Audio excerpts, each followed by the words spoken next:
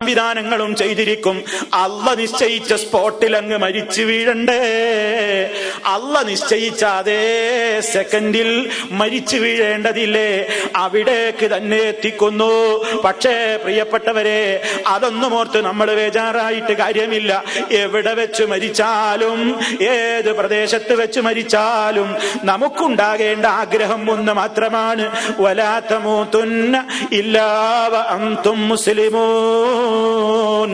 മുസ്ലിമീങ്ങളായിക്കൊണ്ടല്ലാതെ നിങ്ങൾ മരിച്ചു പോകരുത്. എവിടെ വെച്ച് മരിക്കുന്നു എന്നതല്ല മുഖ്യ വിഷയം, അതല്ല എങ്ങനെ മരിക്കുന്നു എന്നതാണ്, അതാണ് പ്രധാനം. ആ ഒരു ചിന്ത എനിക്കും നിങ്ങൾക്കും ഉണ്ടാകണം. ആ സമയത്ത് എന്താണ് സംഭവിക്കുന്നത്? ഈ ലോകത്തതാ അല്ലാഹു അതിന് നിശ്ചയിച്ച സംവിധാനങ്ങളുണ്ട്. വഹുവൽ ഖാഹിറു ഫൗഖ ഇബാദിഹി വയുർസിലു അലൈക്കും ഹഫദതൻ ഹത്താ ഇദാ ജാഅ അഹദകുമുൽ മൗതു തവഫത്തുഹു റുസുലുനാ വഹും ലാ യുഫർരിതൂൻ. തന്റെ അടിമകളുടെ മുകളിൽ എല്ലാ കാര്യങ്ങളും നിയന്ത്രിക്കുന്നവൻ അള്ളയാണ്. അള്ളയാണ് തീരുമാനമെടുക്കുന്നത്, അള്ളയാണ് എല്ലാവരെയും അടക്കി ഭരിക്കുന്നത്. എത്ര വലിയ ലോകത്തിന്റെ എല്ലാ ആധിപത്യവും തന്റെ കയ്യിലാണെന്ന് അഹങ്കരിക്കുന്ന രാജാവാണെങ്കിലും ഭരണാധികാരിയാണെങ്കിലും എല്ലാവരും പടച്ച റബ്ബാകുന്ന ഖാഹിറിന്റെ മുമ്പിൽ, ഖഹാറായ റബ്ബിന്റെ മുമ്പിൽ, ആ ഹഫളത്തിന്റെ മുമ്പിൽ, ആ മലായികത്തുകളുടെ മുമ്പിൽ കിടന്നു കൊടുക്കാതെ തരമില്ല.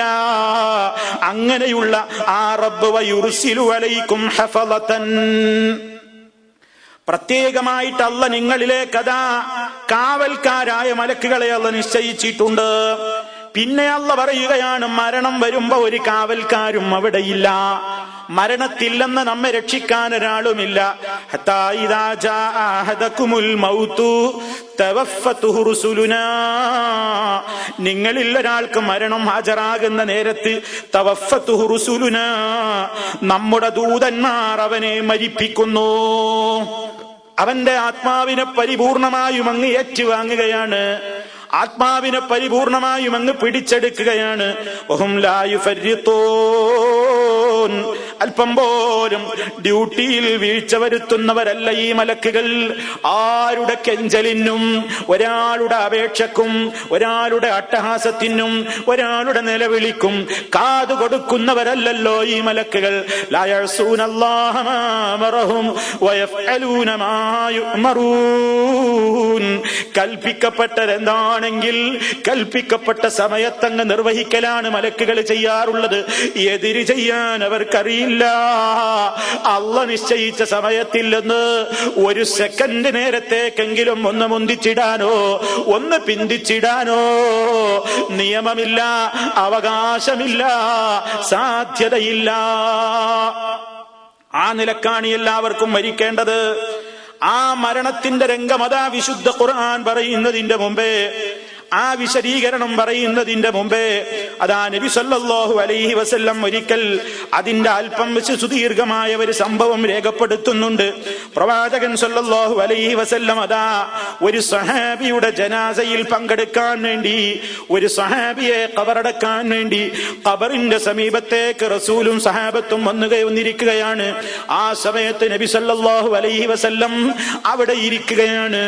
നബി സല്ലല്ലാഹു അലൈഹി വസല്ലം ഖബറിലേക്ക് നോക്കുന്നു, ആകാശത്തേക്ക് നോക്കുന്നുണ്ട്, ഭൂമിയിലേക്ക് നോക്കുന്നുണ്ട്. ഒരു കൊള്ളിക്കമ്പ് റസൂലുള്ളാഹിയുടെ കയ്യിലുണ്ട്.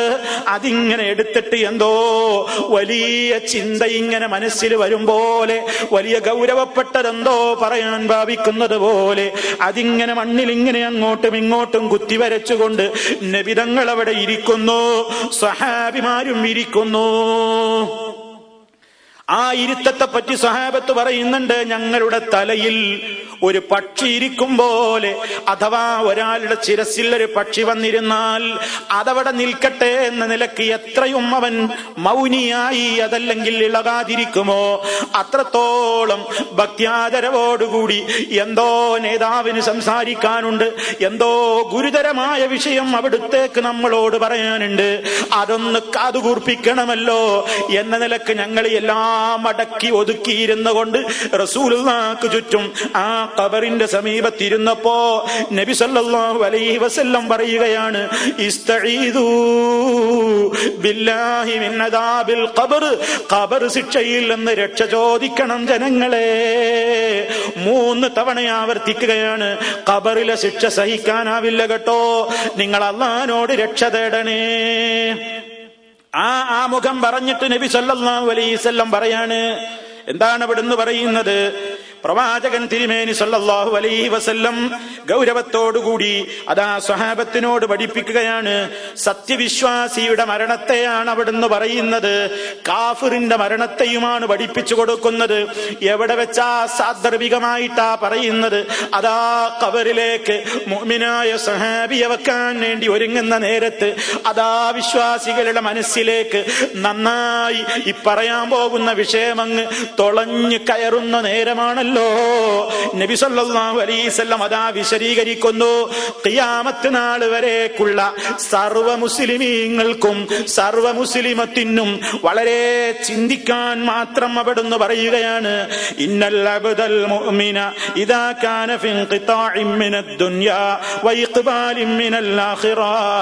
ഒരു സത്യവിശ്വാസിയായ അടിമ, മുഅ്മിനുകളായ അടിമകളാണെങ്കിൽ അള്ളാഹു നമ്മളെയെല്ലാം അതിൽ ഉൾപ്പെടുത്തുമാറാകട്ടെ.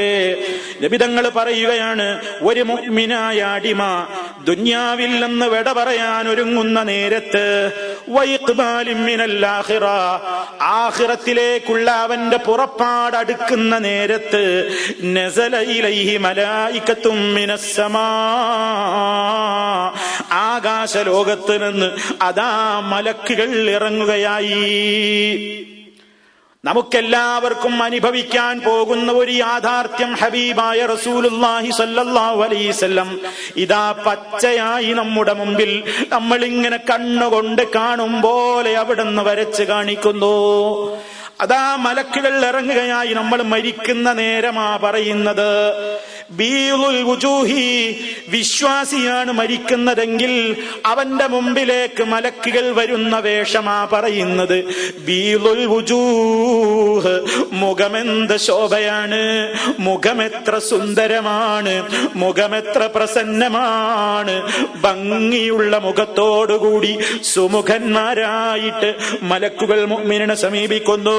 കഅന്ന വുജൂഹഹുമുശ് ശംസു, സൂര്യ സമാനമാണ് അവരുടെ മുഖങ്ങൾ, ഇങ്ങനെ ശോഭയാൽ കത്തിവെട്ടി തിളങ്ങുന്നു.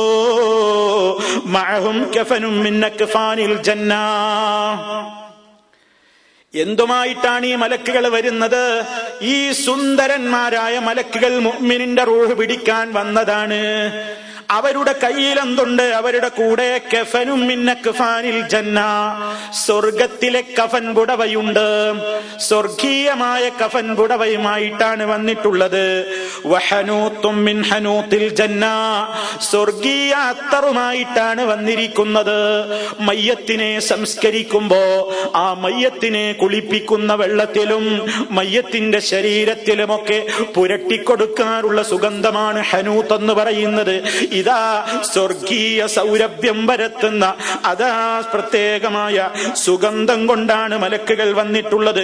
അങ്ങനെ ഹത്തായ ജിലിസൂ മിൻഹു ബദ്ദ ബസരിഹി, ഈ മുഅ്മിനായ മനുഷ്യൻ നോക്കെത്തുന്ന ദൂരത്ത് മുഴുവൻ അവരെ ഇങ്ങനെ കാണുന്ന നിലക്ക് മലക്കുകൾ ഇരിപ്പുറപ്പിച്ചു പോയി. അള്ളാഹു നമ്മെ അത്തരക്കാരിൽ ഉൾപ്പെടുത്തുമാറാകട്ടെ. മുഅ്മിനായ മനുഷ്യൻ അയാളിങ്ങനെ അയാളുടെ കണ്ണ് കാണുന്ന സ്ഥലത്ത് മുഴുവനും റഹ്മത്തിന്റെ മലക്കുകളാണ്. സുമ്മയജീഉ മലക്കുൽ മൗത്തി അലൈഹിസ്സലാം, മലക്കുൽ മൗത്ത് എത്തിയിട്ടില്ല. അതിന്റെ മുന്നോടിയായിട്ട് മുഅ്മിനിനെ സ്വീകരിച്ചു കൊണ്ടുപോകാൻ സ്വർഗീയ പുടവയും സ്വർഗീയ സുഗന്ധവുമായി വിശ്വാസിയുടെ റൂഹ് ഏറ്റുവാങ്ങാൻ വന്ന മലക്കുകളാണ്. അവരതിന്റെ മുന്നോടിയായി വന്ന റഹ്മത്തിന്റെ മലക്കുകളാണ്. പിന്നീടതാ മലക്കുൽ മൗത്ത് അലൈഹിസ്സലാം വരവായി. ഹത്താ യജ്ലിസ ഇൻദ റഅ്സിഹി, സത്യവിശ്വാസിയുടെ തലയുടെ ഭാഗത്ത് ഇരിപ്പുറപ്പിക്കുന്നു. അന്ന് ഇതുവരെ കാണാത്ത പല കാഴ്ചകളും നമ്മൾ കാണുകയായി. ഇന്ന് വരെ നമ്മൾ മലക്കുകളെ കണ്ടിട്ടില്ല. ഇന്ന് വരെ നമ്മൾ മലക്കുകളുടെ ശബ്ദം എന്തെന്നറിഞ്ഞിട്ടില്ല. ഇന്നുവരെ മലക്കുകളുടെ ഒരു രൂപവും നമ്മൾ അറിഞ്ഞിട്ടില്ല.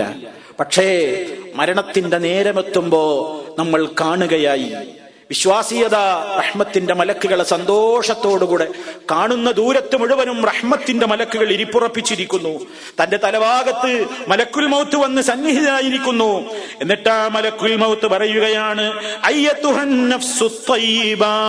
മറ്റൊരു റിപ്പോർട്ടിലുള്ളത് അയ്യത്തുഹൻ നഫ്സുൽ മുത്മഇന്ന, സമാധാനം കിട്ടിയ പരിശുദ്ധമായ ആത്മാവേ, ഖുർജി, പുറപ്പെട്ടാലും പുറത്തേക്ക് വന്നാലും പുറപ്പെട്ടാലും ഇലാ മഗ്ഫിറത്തിൻ മിനല്ലാഹ്, അല്ലാഹ്